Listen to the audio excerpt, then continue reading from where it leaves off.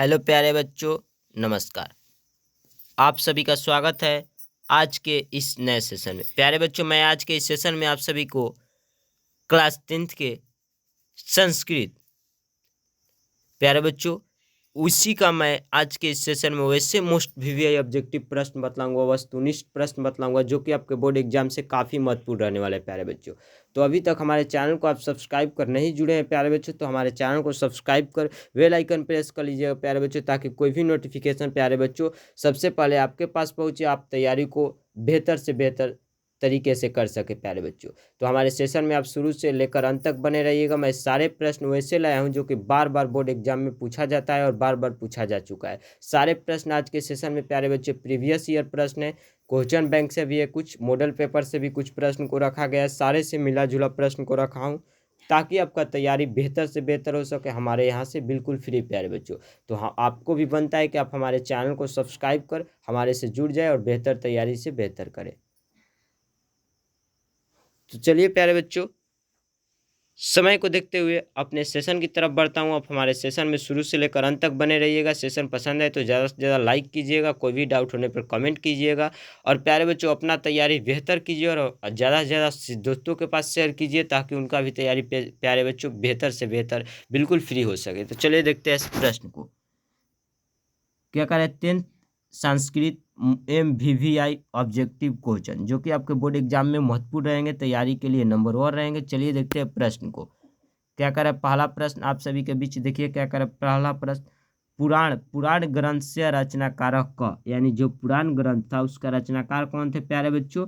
तो महर्षि व्यास, यानी महर्षि व्यास। इस प्रश्न का ऑप्शन सी सही हो जाएगा प्यारे बच्चों। छोटा छोटा हो गया, इसके लिए क्षमा प्रार्थी हूँ। चलिए देखते हैं दूसरे प्रश्न को। क्या करें प्यारे बच्चे? दूसरा प्रश्न, कस्य महिमा सर्वत्र गीयते गीयते, कस्व महिमा सर्वत्र गीयते प्यारे बच्चों?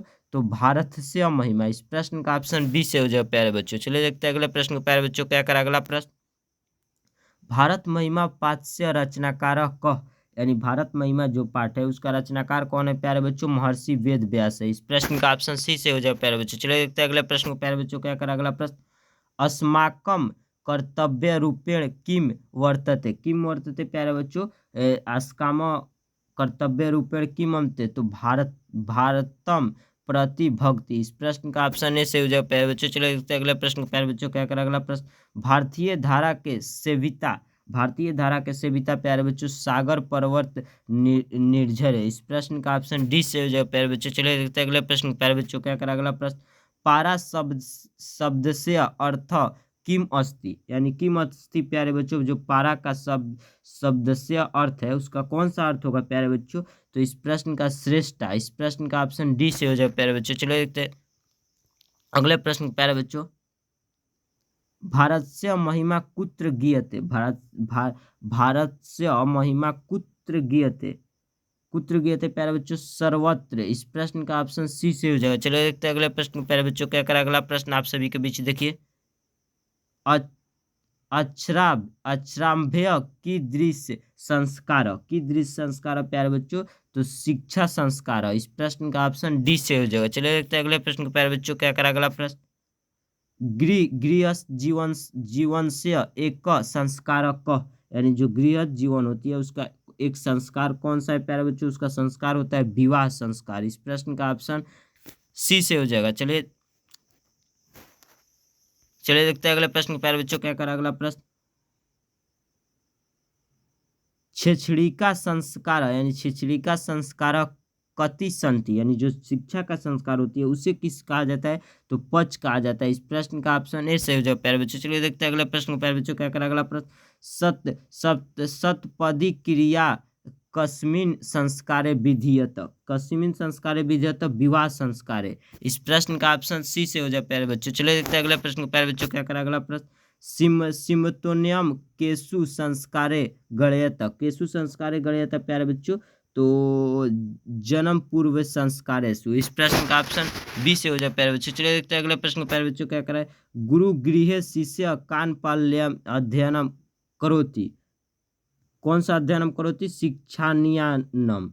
इस प्रश्न का ऑप्शन बी से हो जाए प्यारे बच्चों। चलिए देखते हैं अगले प्रश्न को प्यारे बच्चों। क्या करें? अगला प्रश्न, भारतीय संस्कार कितने हैं? भारतीय जो संस्कार है प्यारे बच्चों, हमारा भारत के उस संस्कार कितने हैं प्यारे बच्चों? 16 संस्कार है। इस प्रश्न का ऑप्शन डी से हो जाए प्यारे बच्चों। चलिए देखते हैं अगला प्रश्न को प्यारे बच्चों, क्या करें?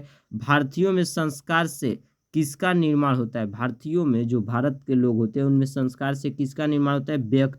व्यक्तित्व का। इस प्रश्न का ऑप्शन बी से हो जाए प्यारे बच्चों। चलिए देखते हैं अगले प्रश्न को प्यारे बच्चों, क्या करें? अगला प्रश्न, संस्कारों को कितने भागों में बांटा गया? बहुत ही क्वेश्चन इंपॉर्टेंट है। कितने भागों में बांटा गया? 5 भागों में। इस प्रश्न का ऑप्शन सी से हो जाए प्यारे बच्चों। चलिए देखते हैं अगले प्रश्न को प्यारे बच्चों, क्या करें?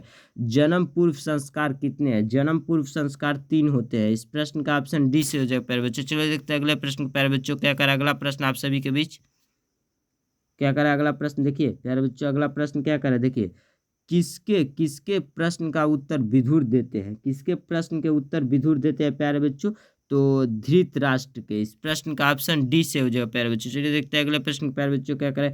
नरक के कितने द्वार हैं? नरक के कितने द्वार होते हैं? तो नरक के प्यारे बच्चों 3 द्वार होते हैं। इस प्रश्न का ऑप्शन सी से हो जाएगा। चलिए देखते हैं अगले प्रश्न प्यारे बच्चों, क्या करें? अगला प्रश्न, क्षमा किसकी हत्या करता है? क्षमा किसकी हत्या करता है प्यारे बच्चों? क्रोध की हत्या करता है। इस प्रश्न का ऑप्शन डी से हो जाएगा प्यारे बच्चों। क्षमा करना क्रोध का हत्या है, यानी क्रोध का दान है। इस प्रश्न का ऑप्शन डी से हो जाएगा। चलिए देखते हैं अगले प्रश्न प्यारे बच्चों, कौन सर्वश्रेष्ठ धन है? कौन सर्वश्रेष्ठ धन है प्यारे बच्चों? धर्म।